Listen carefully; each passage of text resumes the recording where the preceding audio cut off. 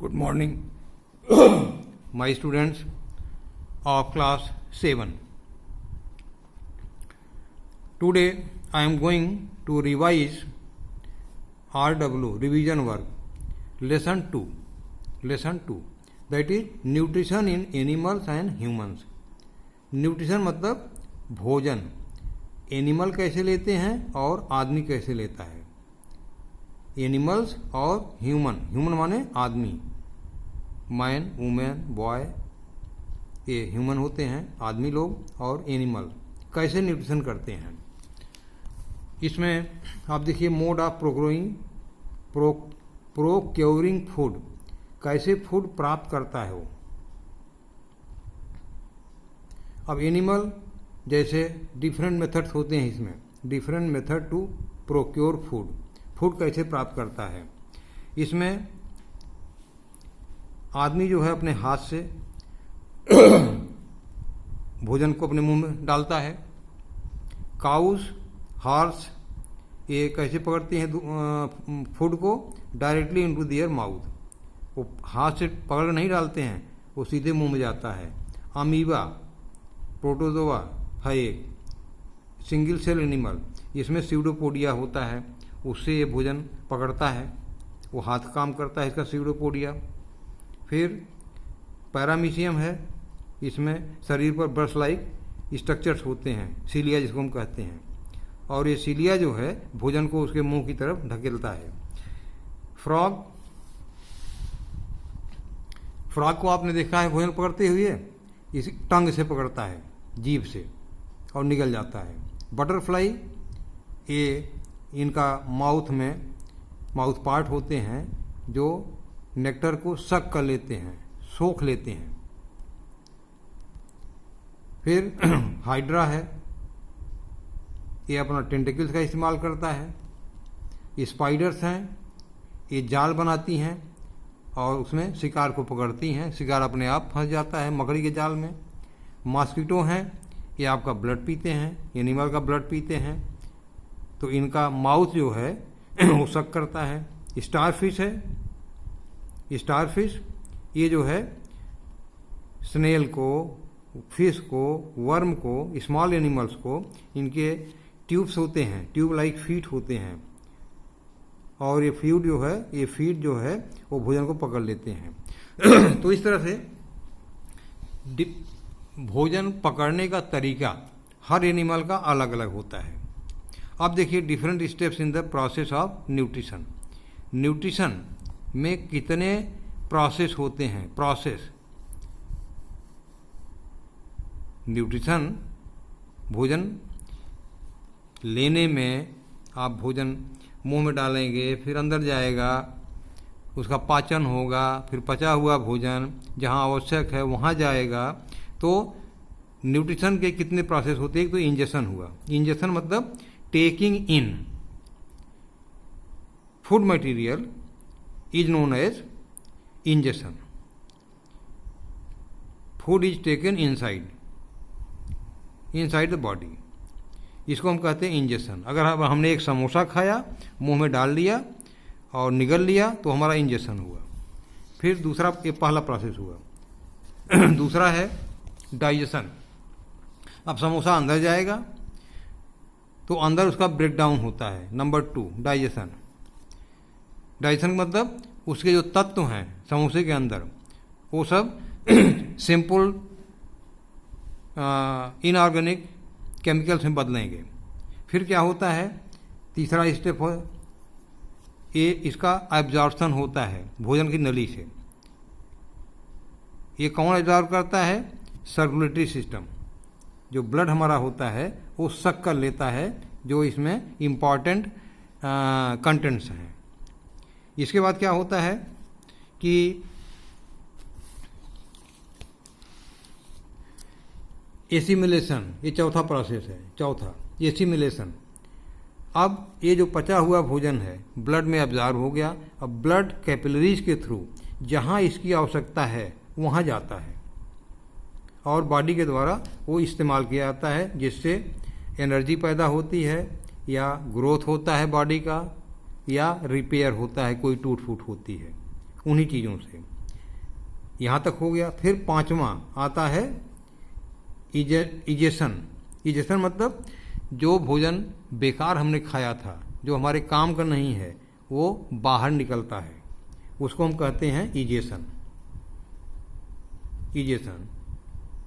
Undigested food material are thrown out of the body is called egestion. अब यहाँ आप देखिए, टीथ होता है ह्यूमन के मुंह में, टीथ 32 दांत होते हैं। 32 में ये दांत है ऊपर वाले जबड़े का है, नीचे वाले जबड़े का। ये देखो 1 2 3 4, ये 4 एक तरह के होते हैं। इनको हम कैनाइंस कहते हैं, इनको इंसीजर कहते हैं। सीजर माने कैंची होती है, काटने वाले दांत होते हैं ये। कुछ बच्चे किसी को काट लेते हैं, इसी से काटते हैं वो। ये देखिए, एक यहाँ है, एक यहाँ है। ये कैनाइन है, किसी चीज़ को फाड़ने वाले दांत हैं। इसके बाद देखिए, 2 यहाँ है और 2 यहाँ है। ये इसको कहते हैं प्री मोलर। और ये 3 है पीछे, ये 3 इनको कहते हैं मोलर। मोलर ये इंसीजर हो गया, ये कैनाइन हो गया, ये प्री मोलर, और ये क्या है, मोलर। आपकी बुक में सब लिखा हुआ है, हम रिवाइज कर दे रहे हैं। यहाँ देखिए दिखाया गया है type of teeth, incisor, canine, pre molar, molar, दोनों जबड़ों में मिला करके। और जो बच्चों के दूध वाले दांत होते हैं, वो दांत जो हैं 2 साल में निकलते हैं, पैदा होने के 2 साल बाद निकलते हैं, और ये बाद में टूट जाते हैं। टूटने के बाद फिर नए दांत निकलते हैं, जिनकी संख्या टोटल 32 होती है। 32 अगर हम यहाँ गिने तो 4 ये हो गए, 4, एक इधर एक इधर, 2 कैनाइन हो गया, 2 इधर 2 इधर, 4 हो गए, 4 प्रीमोलर, 3 इधर 3 इधर, 6 मोलर एक जबड़े में। इतने उसमें होते हैं। 6 4 10 12 12 और 4 16, टोटल 16 हो गए।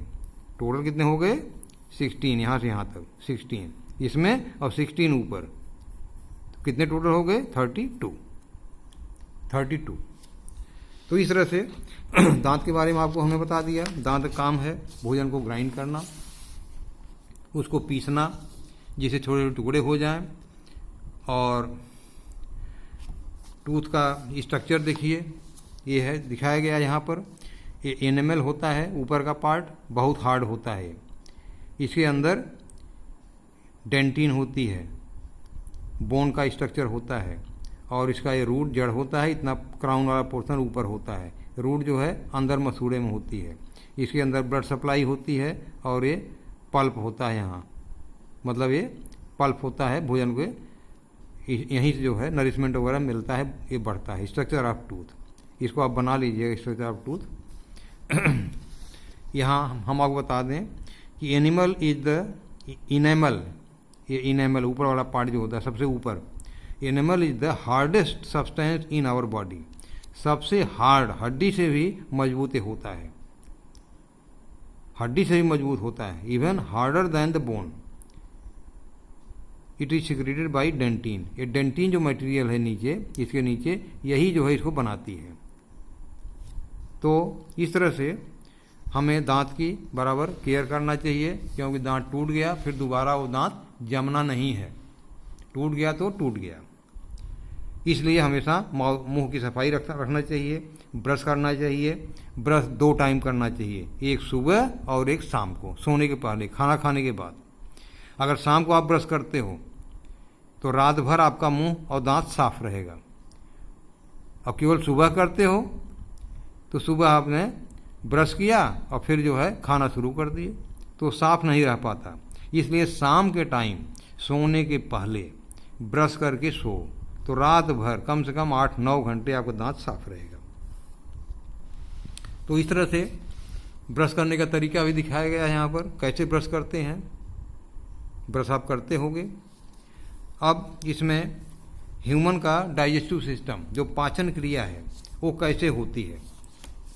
ह्यूमन का digestion system, mouth and pharynx, mouth से हम भोजन लेते हैं, ये माउथ है, भोजन लिया हमने। ये आइसोफेगस है, हम निगलते हैं तो भोजन यहाँ से यहाँ आता है। ये बड़ी थैली होती है स्टमक, इसको आप देखिए, यहाँ से भोजन लिया, ये भोजन की नली है, गले से नीचे आती है चेस्ट रीजन में, यहाँ एक थैला बड़ा सा होता है जिसको कहते हैं स्टमक, तो इसको आइसोफेगस कहते हैं, यहाँ से यहाँ तक आइसोफेगस कहते हैं। स्टमक में आया, स्टमक के बाद ये स्मॉल इंटेस्टाइन होती है, ये पूरा यहाँ बड़ी लंबी होती है स्मॉल इंटेस्टाइन, इसमें भोजन पचता है पाचक रस आते हैं, इसको पचाते हैं। और ये जो है लार्ज इंटेस्टाइन है, लार्ज इंटेस्टाइन, जो भोजन बेकार है, अनडाइजेस्टेड है, ये लार्ज इंटेस्टाइन में रहता है। और फिर लार्ज इंटेस्टाइन एक ग्रीन वाला, और फिर यहाँ से निकल जाता है, एनस से बाहर निकल जाता है। ह्यूमन डाइजेस्टिव सिस्टम ऐसे ही होता है। इसमें टंग होती है माउथ में, टंग जो है स्वाद लेती है, नोज है वो स्मेल फील करती है। आप देखिए यहाँ पर टंग की ये स्ट्रक्चर बना हुआ है, इसको भी आप बना लीजिएगा, ये भी बना लीजिएगा, डायग्राम सब बना लीजिएगा, ये सब यहाँ पर हैं। टंग पर क्या होता है, टेस्ट बड होती हैं, टेस्ट बड, यही बड जो है हमको फील कराती हैं मीठा है, तीता है कि कड़वा है, यही बड्स।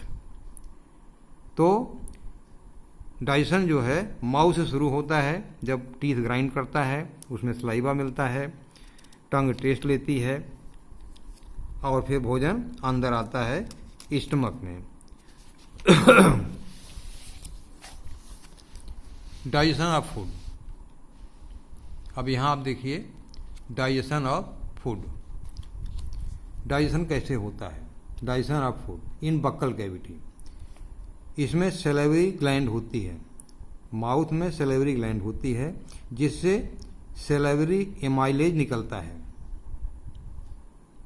सेलेवरी एमाइलेज होता है, ये सलाइवा देती है। सलाइवा जो है लार्ज जिसको कहते हैं, वो भोजन के साथ मिल करके भोजन को लुब्रिकेंट बना देती है, और आसानी से भोजन जो है आइसोफेगस से होता हुआ स्टमक में आता है। स्टमक में आने के बाद यहाँ पर 3 पाचक रस आते हैं स्टमक में, 3, ये तीनों पाचक रस जो हैं ये है, एक तो हाइड्रोक्लोरिक एसिड होता है नंबर 1, भोजन में अगर कोई जिंदा चीज़ आ गई है तो ये एसिड के प्रभाव से मर जाता है, और ये भोजन को अम्लीय बना देता है, एसिडिक। दूसरा है म्यूकस होता है, इसमें जो अंदर की दीवार होती है स्टमक की, वो म्यूकस की लाइनिंग उसमें होती है। तो अब दूसरा एंजाइम जो आता है ये पेप्सिन, पेप्सिन जो है प्रोटीन को डाइजेस्ट करता है।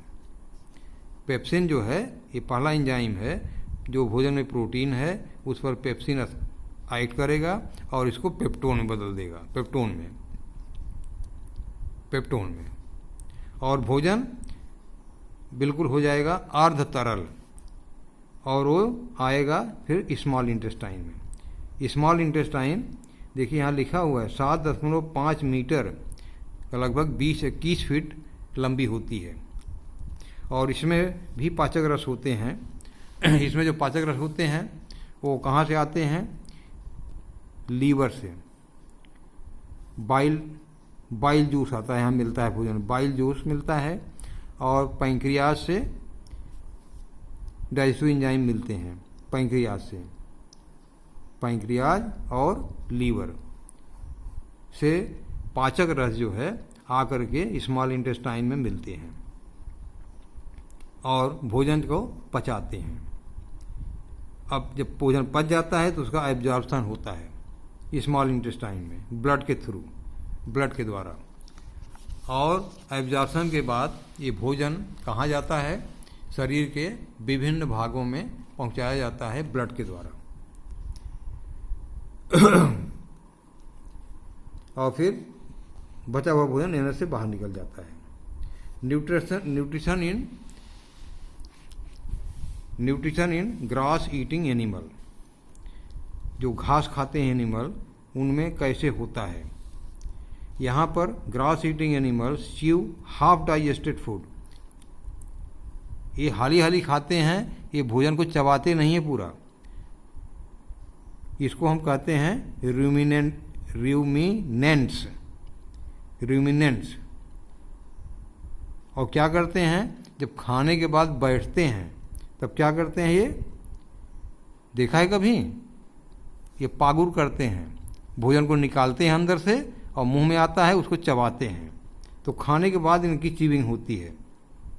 जैसे बफेलो को देखो, काऊ को देखो, आपके घर पे हो, गोट को देखो, जब आराम से बैठ लेंगे खा के, तब धीरे धीरे उसको चीविंग शुरू करेंगे, चबाना शुरू करेंगे, अंदर से निकालेंगे, चबाएंगे, फिर निकल जाएंगे। जितने भी रूमिनेंट्स हैं ये सब हर्बीवोरस होते हैं। आपका गाय है, काऊ है, बफेलो है, गोट है, हर्बीवोरस होते हैं ये। तो इस तरह से इनकी चीविंग होती है, बाकी सारी चीज़ें वैसे ही होती हैं।